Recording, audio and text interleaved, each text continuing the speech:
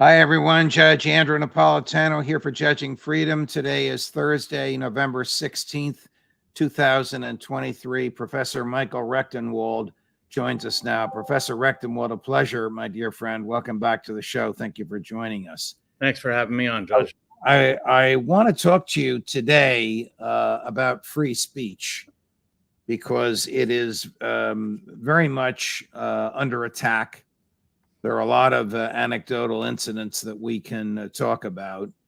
You are a college professor. You're aware of what's going on college campuses, each side wanting to suppress the speech it believes is harmful, which is basically the speech with which it disagrees. And by arguing harm, they often persuade the authorities to suppress that speech.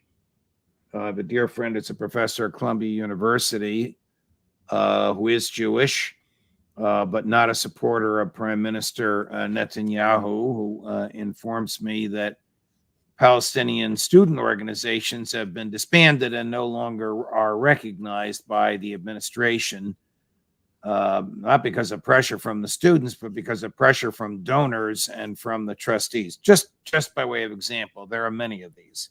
But generally speaking, what has happened to the freedom of speech? I mean, generally what we saw is what we've been looking at is a kind of a suppression of speech coming from primarily at first the left to squelch all of the oppositional speech. And there has been, of course, numerous cases brought forth regarding free speech on social media and the internet. And, we saw with the Twitter files and, of course, Missouri versus Biden, that there has been incredible collusion between these big tech corporations and the state to utterly silence speech. And, of course, I experienced the suppression of speech at NYU when I came out and critiqued social justice policies. They censored me very stringently and effectively denied my so-called academic freedom and free speech rights at the same time.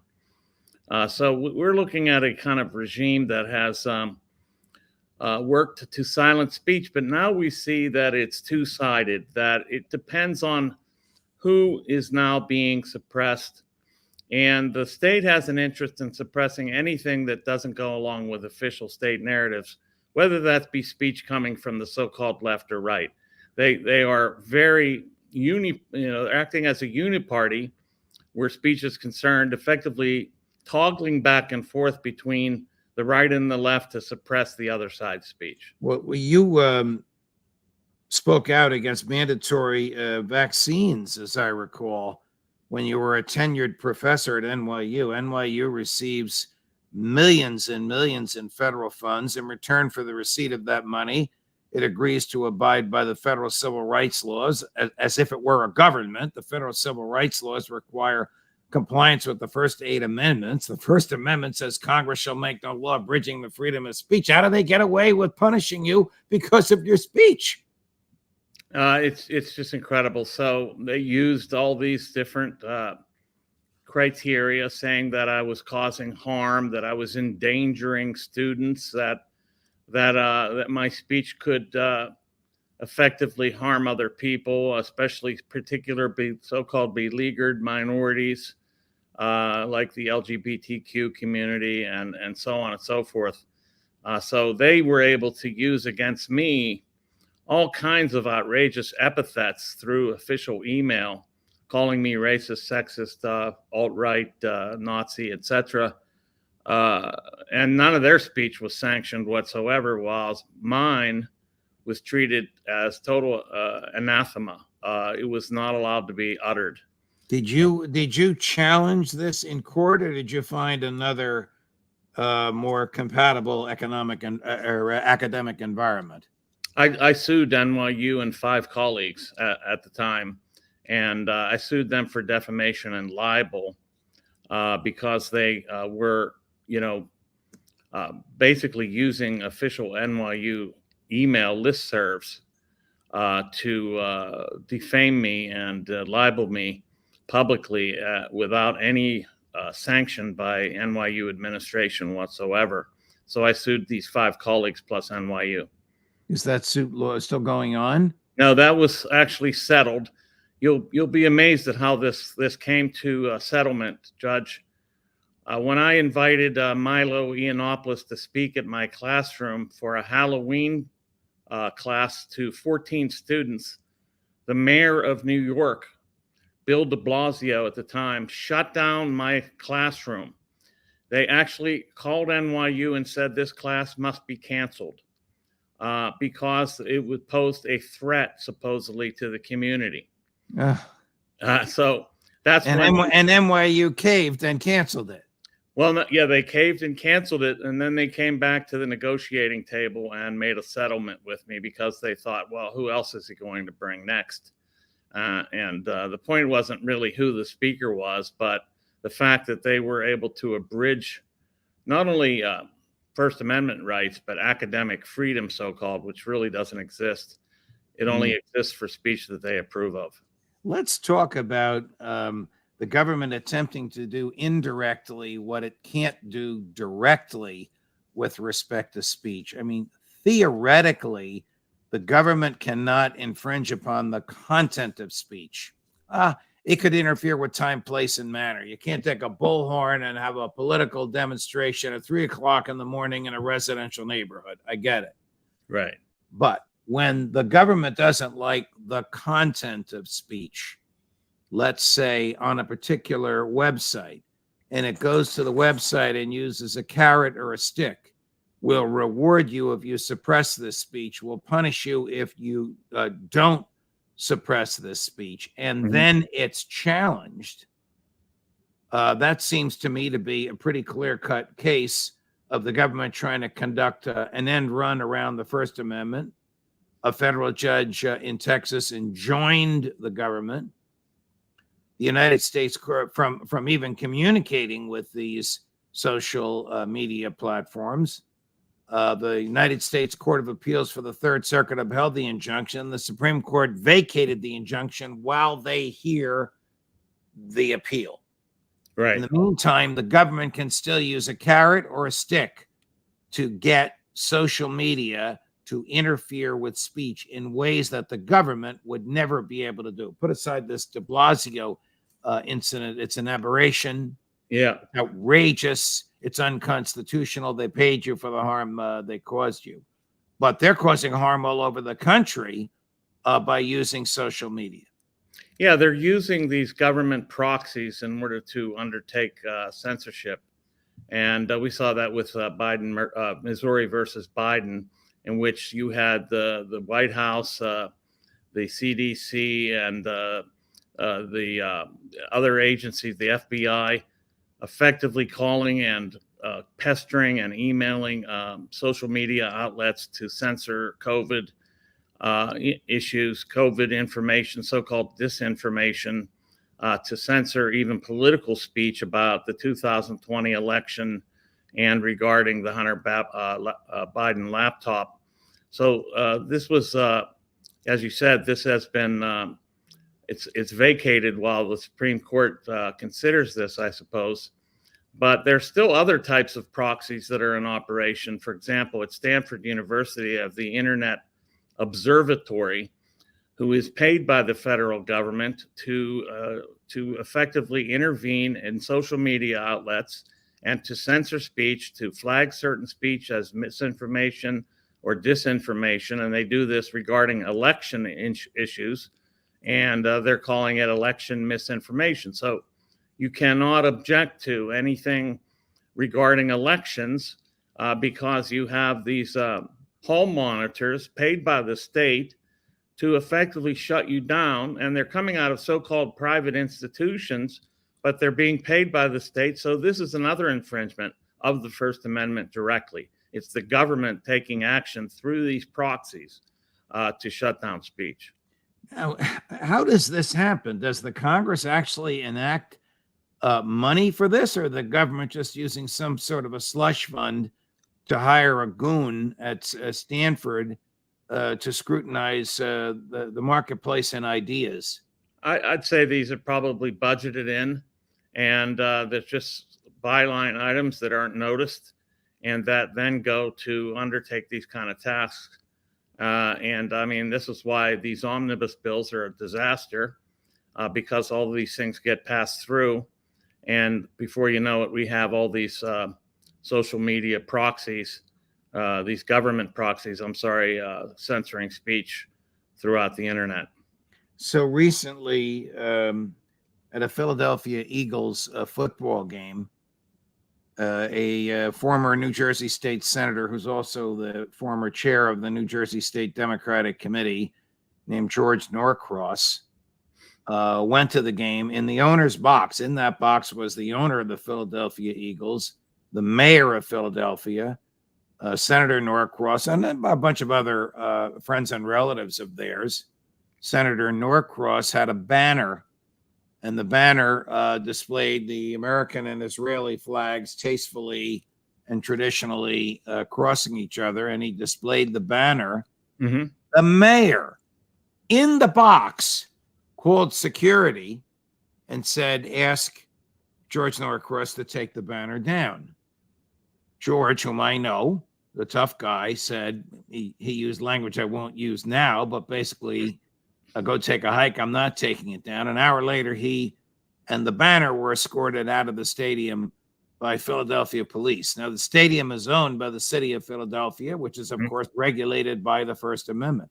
I don't get it, how this stuff can happen. I told George, sue them. Sue them in federal court in New Jersey. Don't sue them in federal court in Philly. Sue them where you are. Make them come to you where you live. You traveled from New Jersey into Philly. It's not a very great distance. But let's see what a federal judge will do to this. This is a case for summary judgment. There isn't even a need for a trial. Yeah, and it's an obvious infringement because we're talking about a state property or city property, which is, as you said, it should be regulated or treated with reference to the Constitution. If it was a private stadium owned by a particular owner, then there's a different story. But here's the case where I don't actually agree with the speech, but I would defend its right to exist. And, but imagine if this was a Palestinian flag flying there, how much swifter the action would have been. In any case, it's completely wrong. It's censorship, and it should not be sanctioned. It should not be endured. So the mayor said, it's not me, it's the NFL. The NFL doesn't allow any controversial banners. You can say things like, kill the quarterback on the other side. I understand what they mean by that.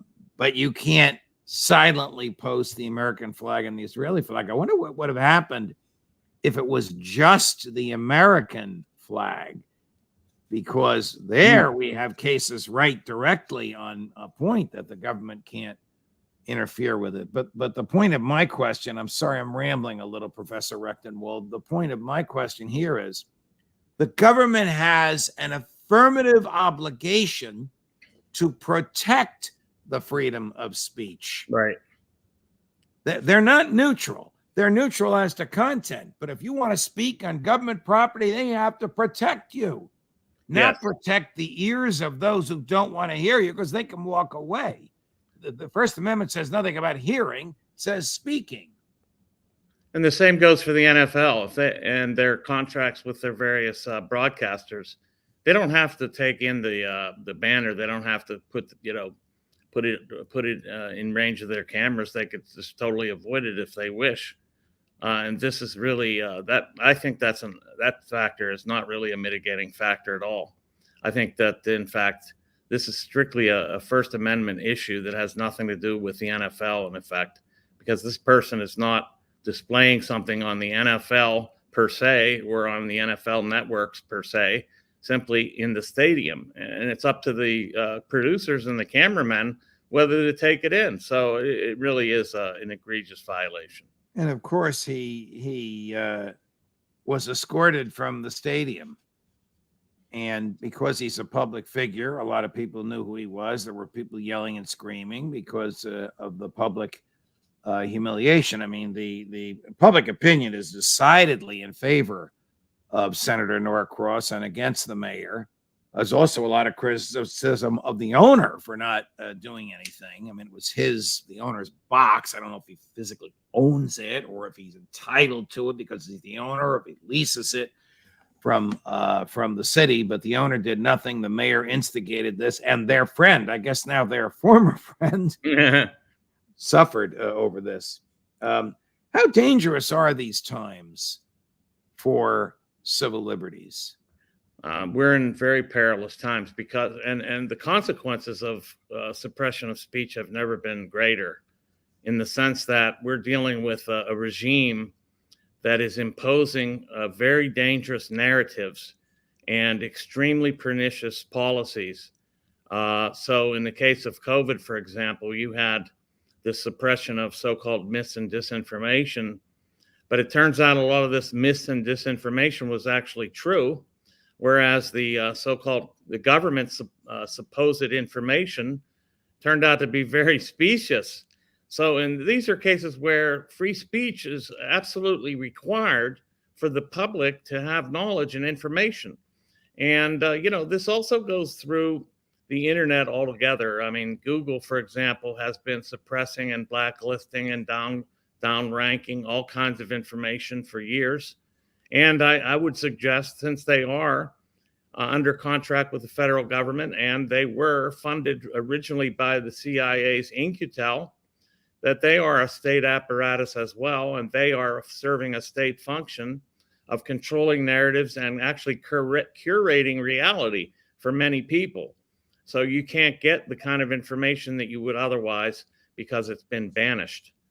So this is an unbelievable series of events. I call these proxies for the state governmentalities because they do government work. They're state apparatuses that are in effect suppressing and controlling narratives and, basically arbitrating what's permissible and making even the possibility of finding certain ideas or opinions or perspectives impossible.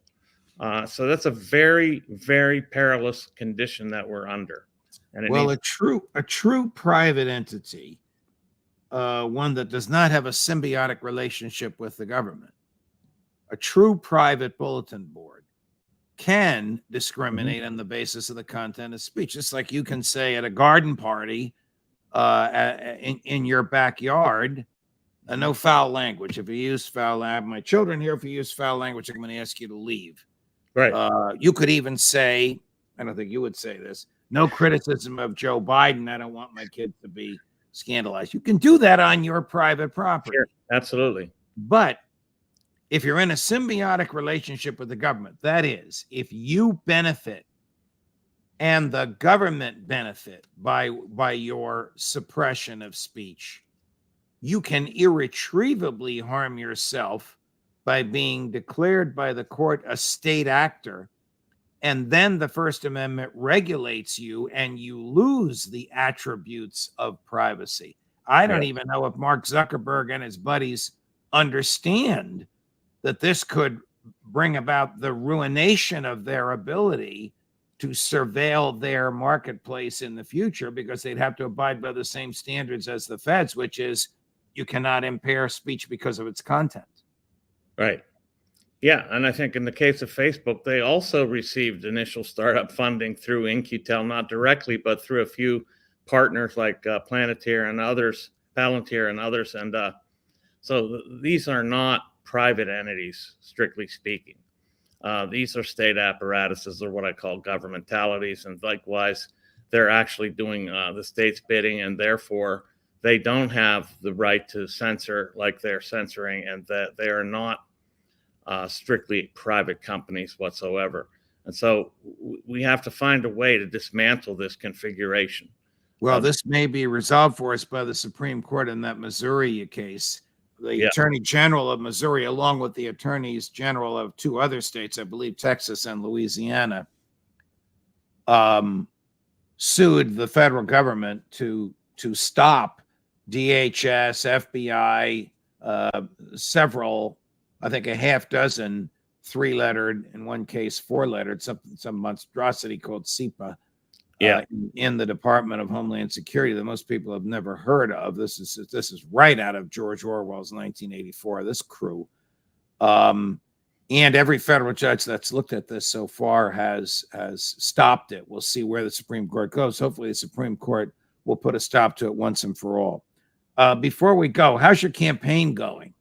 What do you do? Do you have opposition in the Libertarian primary? Is there a primary election for the Libertarian candidate? Is it done at a constitutional, or not constitutional, but at a national convention? Yes, it's the nomination is conducted by delegates at the national convention. That'll happen in mid-May. But I could use support. I'm looking for people to join me to wreck this regime, and join me by coming to my website, wrecktheregime.com. You can see the spelling right there behind me. And yeah, I have competition. I am the front runner, really, and I'm bringing people into the party through the concept of liberty, which seems to be so forgotten by so many people. So there are a lot of the remnant of libertarians out there that are small case libertarians, but don't realize that their affiliation would be better served with the Libertarian Party, and particularly in my case, because I am not, I'm not for open borders and things like this. I could explain my proposals and policies more in depth at another time. But yeah, we're trying to wreck the regime by wresting control from the federal government and vesting it in the people at the local level. That's what the campaign is about. If you are nominated by the Libertarian Party, will you be on the ballot in all 50 states and the District of Columbia? Mostly. We'll be probably on 48 ballots at least. There's trouble in New York. They changed the rules after we had met the criteria. They went and changed the rules, trying to keep us off the ballot. But at least 48 states will be carrying my name. Okay. Professor Michael Rectenwald, good luck to you. All the best. Thank you for joining us. Happy Thanksgiving. We'll see you after the holiday. Thank you so much, Judge. Take care. Tomorrow, the great Professor John Mearsheimer, our Intelligence Roundtable, and me, Ask the Judge. Judge Napolitano for Judging Freedom.